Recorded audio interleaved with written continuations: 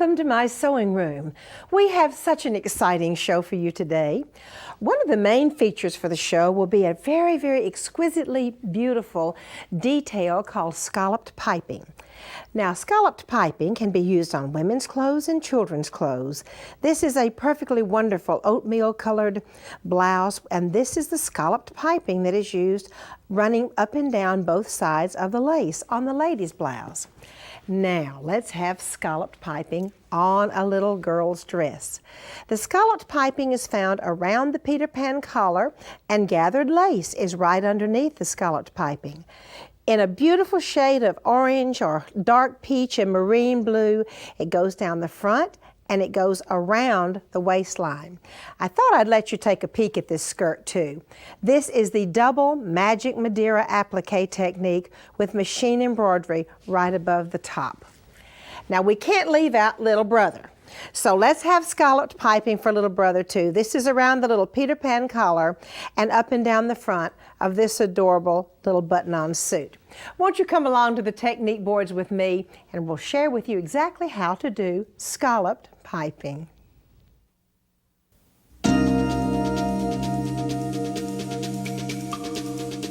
The scalloped piping is really very easy to do and it's ever so elegant. We've used the scallop piping here on this very pretty linen guest towel with a little machine embroidery, and there is the scalloped piping. Now, here's how you do it. First, take a piece of bias fabric, fold it in half, and run a blanket stitch down the folded edge. Now, this looks a little bit wide, so let's come up here and trim it off to the proper seam allowance, whatever seam allowance you would like to use. Next, it is time to attach it to the first piece of fabric. So we line the piping up along the raw edges to raw edges, and stitch right beneath the piping. Then the next piece of fabric is brought over, placed down, and stitch right along the seam that you can see.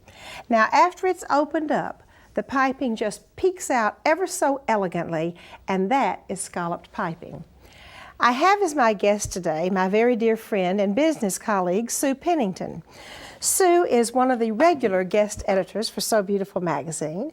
She also does a lot of designing for not only So Beautiful magazine, but also Martha's Sewing Room and all of our books. Sue, welcome to the show. Thank you, Martha. It's a privilege to be here. And I love your new technique. Show us how to do it. Thank you. I'll be glad to. The first thing that we need to do is to choose a fabric that's suitable for this technique. I like to use handkerchief linen because it's lightweight and it has a nice stretchy bias. Cut a piece of bias fabric more than wide enough for what you need.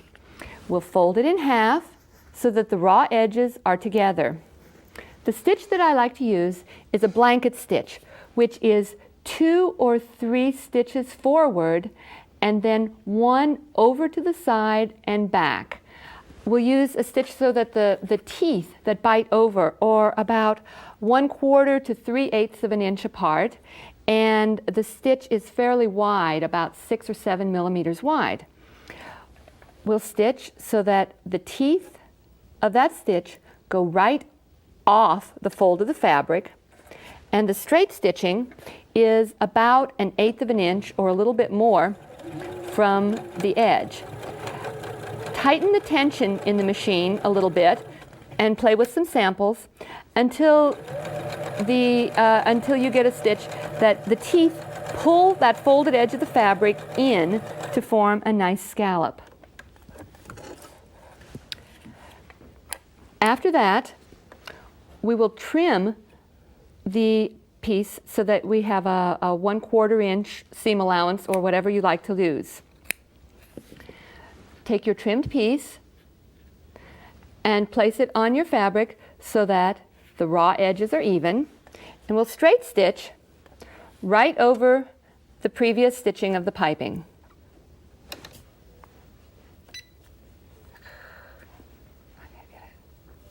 There we go. I'm using a contrasting thread here so that you can see, but you would use a thread that matches the color of the piping.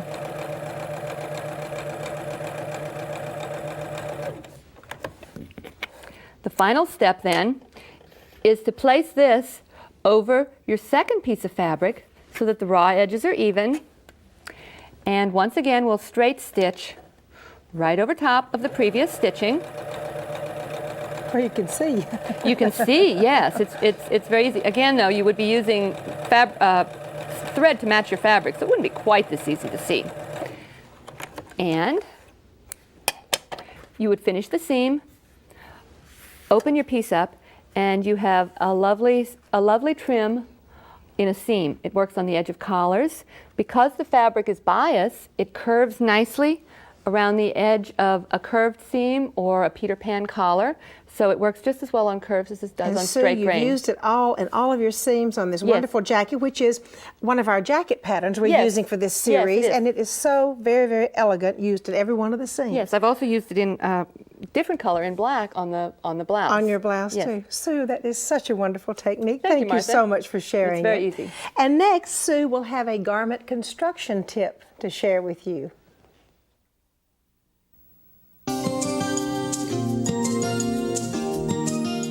We use a lot of bias bindings in magnificently tailored clothing for both children and women.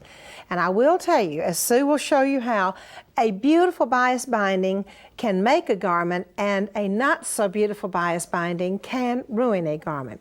Sue has brought this magnificent blouse, ladies' blouse, very tailored. And you can see the magnificent beauty of her bias binding. It is absolutely perfect, and that's why I've asked her to tell you exactly how to make a perfect bias binding. Okay, Sue, let's have a technique. All right. Bias bindings are very, very useful and a nice finish on ladies' and children's garments. A lot of children's garments, smocked garments, and play clothes have bindings around the neckline. We'll start out with, again, a piece of bias fabric, similar to the kind that I used in the previous segment. I make a French binding, which is a double layered binding.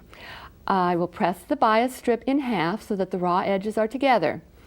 Then I will place the raw edges next to the raw edges of my garment. I like to use a 1/4 inch seam allowance for all my bias bindings. If your pattern allows for wider than that, adjust the pattern so that the binding seam allowance is narrower. I will straight stitch a 1/4 inch from the edge of the fabric. Get my foot control there. And don't stretch either the garment or the bias binding. Next, I will set my machine for a zigzag.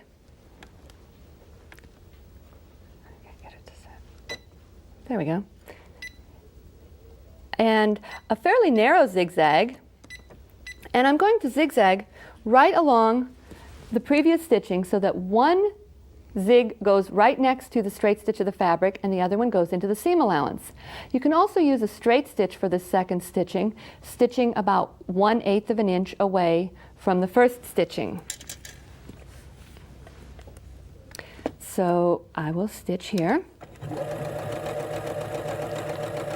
Can you see that zigzag stitching? I can. What this does is give a wonderful edge to cut along so that the seam allowance in the binding is very even and consistent.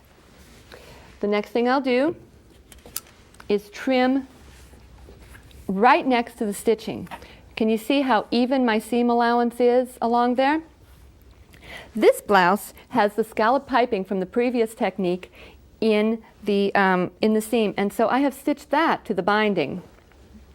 After I've done my zigzag and trimming, I will press the seam towards the seam allowance, press the binding towards the seam allowance, and then I'll use some water-soluble fabric glue to glue the binding down. My students sometimes call me the glue queen because I like to use the water-soluble fabric glue for so many things. I will then very smoothly wrap my binding around the seam allowance so that the fold of the bias covers the straight stitching. I can use an iron to secure that glue in place. The next and final step is from the right side to stitch in the ditch right along that seam allowance. right in the seam. My bindings are stitched entirely by machine. It's just a whole lot easier than trying to stitch it by hand. Let's see.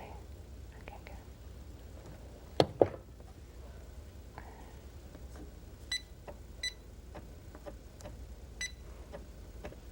Okay. Sometimes an edge stitch foot can be helpful for this. And of course you would use matching thread and not a contrasting color thread like this. If you use a matching thread, it's just perfectly invisible. And that's how you do a perfect bias binding, very narrow and elegant looking. Well, I had no idea, Sue, that you ever used glue for anything. I am delighted to find out that you are also the glue queen. You do wash it out afterwards, though, but I use glue for a lot of things. Not hot glue gun. No, not hot glue gun. Sue, you do the most beautiful finishes, and thank you so much for sharing how you finished that. Thank you, Martha. And now then, I have a home decorating project for you.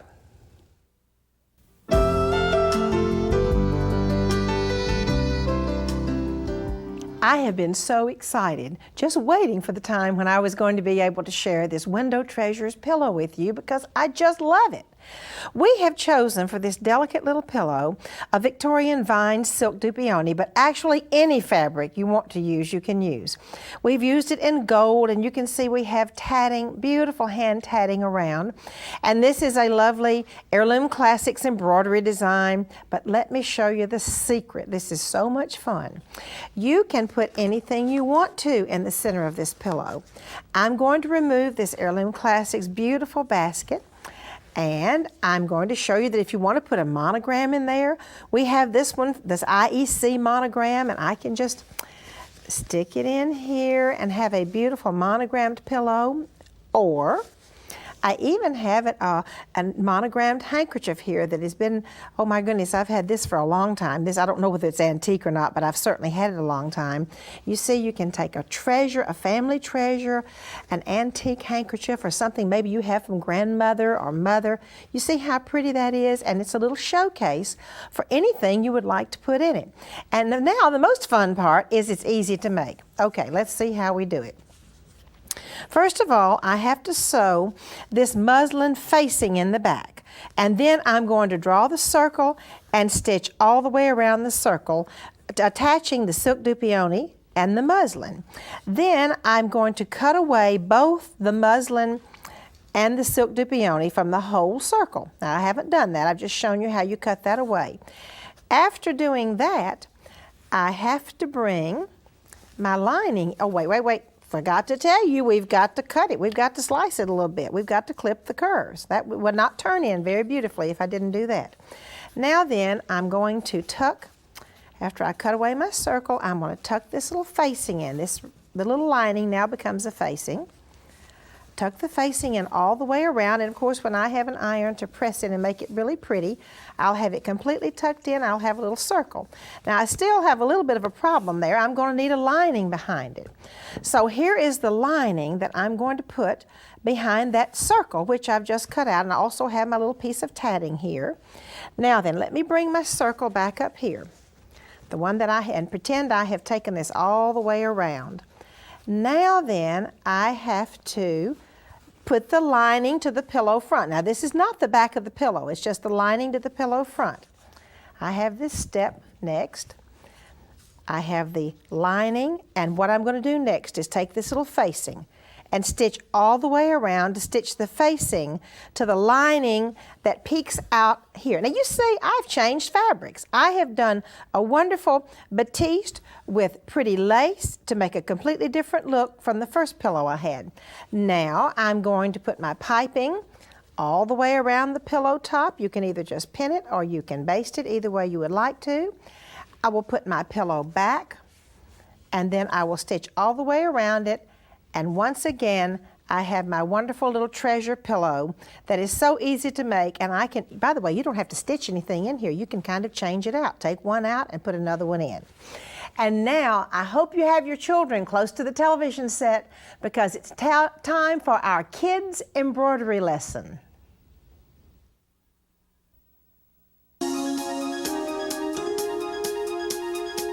Kids, I have a very special guest to teach your embroidery lesson today. Her name is Claudia Newton. Claudia is editorial director of the Fancy Work section of So Beautiful magazine. She has also studied at the Japanese School of Embroidery and at the Royal School of Needlework in London. Claudia, welcome to the show. Thank you, Martha. What we're going to learn today is chain stitch, and we're going to make it on a pillow wrap with a rainbow design on it. This is what your project looks like. It's made out of two 17-inch napkins, and they're just wrapped around a 16-inch pillow form and fastened with buttons. So let's start first with how to prepare your embroidery. The first thing you'll have is a paper template. It usually looks something like this, and you'll see two lines usually marked that are your center points, and that helps you to place your design on your project. So what you want to do is to copy this traced template onto a piece of paper that you can see through. So you just trace it on there, and then we're going to put it on the fabric. Once I have my traced copy, if I can see through it, my fabric, I just lay the fabric on top and trace the design. Now if I can't see through it, here's a little trick. Use a wash away chalk pencil and just smudge the pencil good over the back of the design. Then you place it over your fabric, and with a blunt tipped object, I'm using the blunt end of a skewer here, or you can use an ink pen with no ink in it. Just mark over that design, and that will transfer your chalk marking to your fabric so that you can see where to stitch. Once you've got the design on the fabric, ours will look like this. It's the whole rainbow that's on your fabric. The next thing you want to do is to put that fabric in a hoop so that you can stitch on it. And the way we do that, an embroidery hoop has two parts, an inner ring and an outer ring. What you want to do is to separate them. You put the inner ring, which is the one without a screw, flat on a surface, lay the fabric flat on top of that. Then you take the ring with the screw on it and press it down on top until it fits over there. And mine is too tight, so you loosen the screw and push it until it fits there. Once you've got the fabric in the hoop, now we're ready to start stitching. I'm using a really big needle, and let me show you what it looks like. This is called a chenille needle, and it has a really big eye in it. If you just thread through the needle, like that, push the thread through the end, and take the end of the thread, hold it against the needle, and wrap it a couple of times, you can make a little knot down there. Just pull the needle through, and you're ready to stitch now. We're going to start up here and just do a couple of stitches to show you how it's done, and then we'll do it on the line. You bring the needle through at the beginning of the stitch, go back in at the beginning, either in the same hole or close to it, bring the needle out at the back end of the stitch, pull it through so that the needle comes through the loop, and that makes the first chain. Now to do this on our rainbow, what you want to do is to start at the end of the line, bring it through, make a loop towards yourself, insert the needle back at the beginning point, bring the needle out on the line, and pull it down. Don't loop it around your thing. Pull it down so that the thread stays inside the loop, and that makes the first chain. For the next one, I want to stick the needle back in close to that point where the thread's coming out of the fabric, bring it out on the line, pull it through so that the tip of the needle is through the loop, and that finishes my second stitch. Now, when you get ready to turn a corner and end your piece, you do a little bit differently. You want to take the last stitch so that it comes right into the point, and this is going to be a little difficult for you to see, so watch my thread rather than looking for the line. Then you turn to go down the other side, and instead of going straight up here to make another stitch, I'm going to go sideways, like that. And when you come back to the beginning of a circle area, like on the cloud, to end it, the way to make the last loop is to slide the needle under the first stitch. That completes the loop for that chain. Take it to the back here, then you'll put a knot in the back of it. And that's the way it's finished. Okay, Claudia, thank you so much. Thank you, kids, Martha. I hope you're enjoying these kids portions, sections that we're having on Martha's Sewing Room just for you. And now I have a craft for you.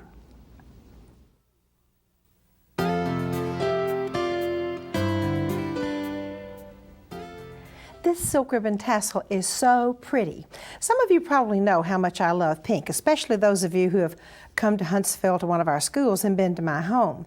And as soon as I finish teaching you how to make this tassel, this is going right to my living room. Isn't this pretty?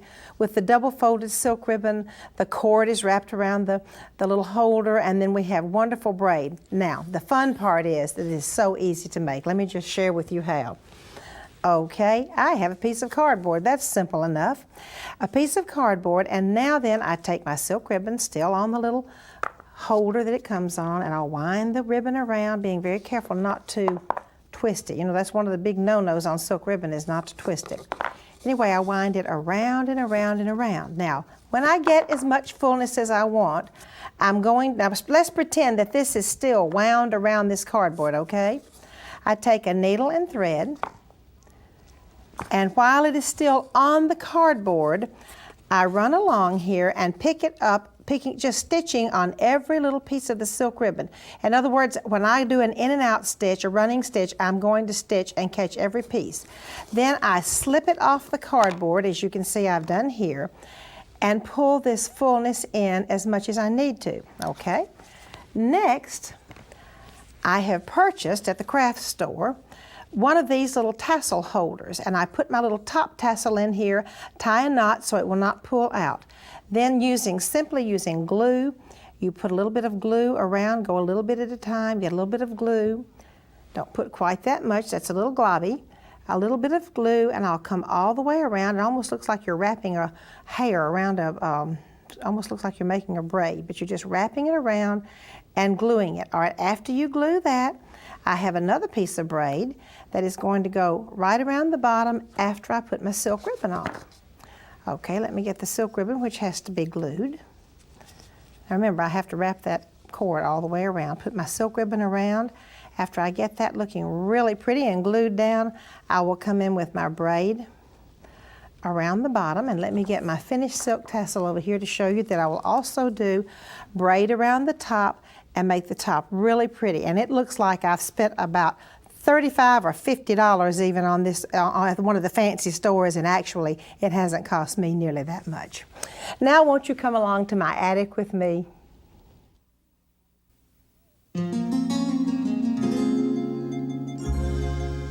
I estimate this beautifully hand-embroidered and hand-stitched pinafore to be circa 1900. Ladies put pinafores on little girls so they would keep their clothes clean. Now, the pinafores were usually white, and they could be easily laundered. The hand embroidery starts around the high yoke.